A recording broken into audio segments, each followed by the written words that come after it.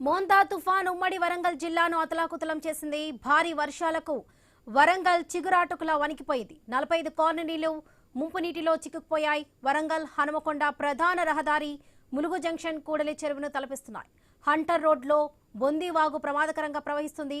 2 ప్రధాన రహదారులపై రాకపోకలు బంద్ అయ్యాయి. వరంగల్ హనుమకొండ మధ్య రవాణా వ్యవస్థ స్తంభించింది.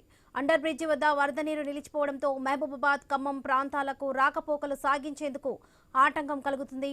రాకపోకలను పునరుద్ధరించేందుకు వరంగల్ మహానగరపాలక సంస్థ సిబ్బంది చర్యలు చేపట్టారు.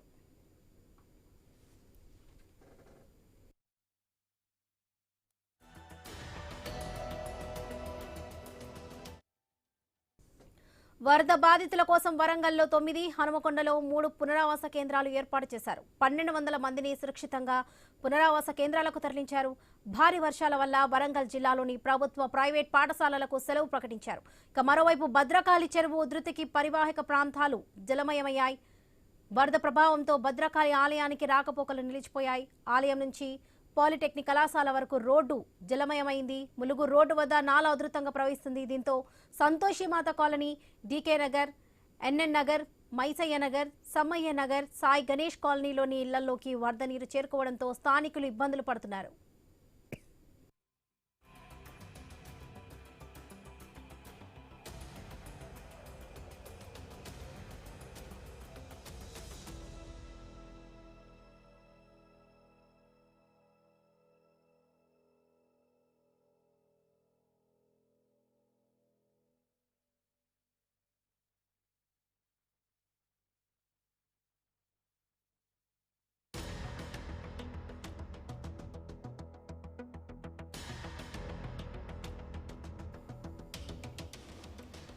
మోంతా తుఫాన్ ఉమ్మడి వరంగల్ జిల్లాను అతలకుతలం చేసింది. భారీ వర్షాలకు వరంగల్ చిగురాటుకులా వణికిపోయింది. 45 కాలనీలు ముంపు నీటిలో చిక్కుకుపోయాయి. వరంగల్ హనుమకొండ ప్రధాన రహదారి ములుగు జంక్షన్ కూడలి చెరువును తలపిస్తున్నాయి. మనం విజువల్స్ లో కూడా చూస్తున్నాం. హంటర్ రోడ్లో బొందివాగు ప్రమాదకరంగా ప్రవహిస్తుంది. 2 ప్రధాన రహదారులపై రాకపోకలు బంద్ అయ్యాయి. వరంగల్ హనుమకొండ మధ్య రవాణా వ్యవస్థ స్తంభించింది.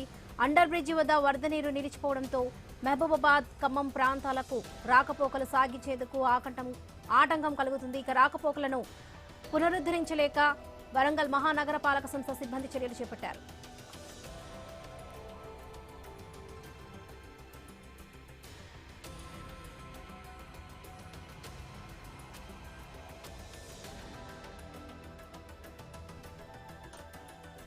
వరద బాధితుల కోసం వరంగల్లో 9, హనుమకొండలో 3 పునరావాస కేంద్రాలు ఏర్పాటు చేశారు.